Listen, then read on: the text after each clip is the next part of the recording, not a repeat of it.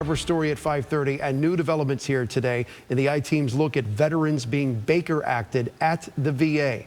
Months after we first revealed numerous failures in how one of Florida's largest VA facilities Baker acted a young veteran who went there for help. Well, we've now learned that the hospital has adopted new policies. However, as investigative reporter Katie LaGrone also discovered, these policies are now raising new concerns over how patients are being reported when they are committed.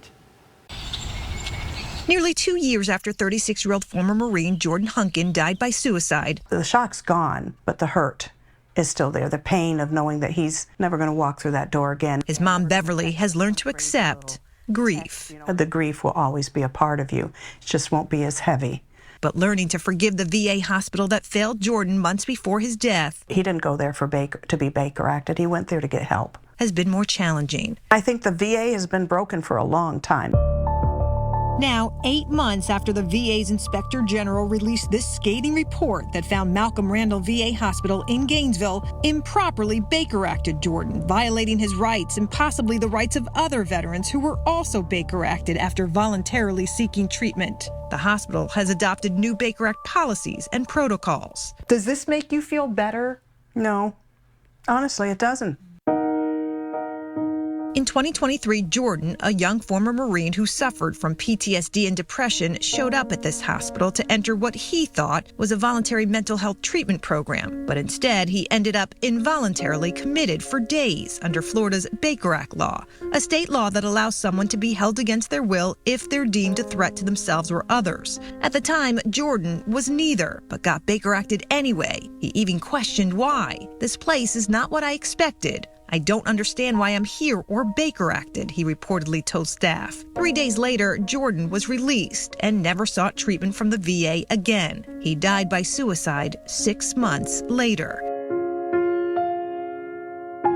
These new Baker Act policies we obtained through a public record request lay out new Baker Act training requirements for staff and details when a patient can be Baker acted while distinguishing between patients who are involuntarily committed and those who show up voluntarily, like Jordan. I'm trying not to be cynical. I hope they do really change their policies and put them into practice. You can change them, but are you going to put them into practice? But what we've also discovered through these records may surprise you. When it comes to reporting how often VA hospitals in Florida Baker Act patients, the bottom line, they don't have to report it to anyone. Not the state health department, not even Florida's Baker Act Reporting Center, whose sole mission is to analyze who gets Baker acted in our state and why. Why don't they have to report it? They're still dealing with human beings. What are they hiding? That makes me think that. What are they hiding?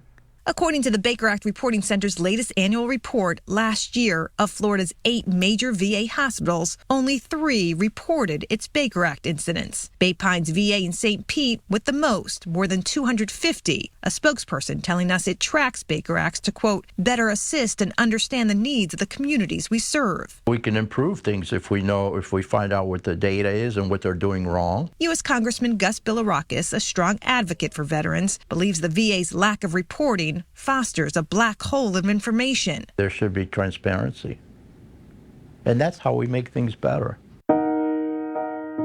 For now, Beverly Hunkin is hopeful, but not convinced. What happened to her son doesn't happen to another veteran who goes to the VA for help, but ends up paying the ultimate price. He was already at a breaking point then, and they broke the straw. They just broke the straw.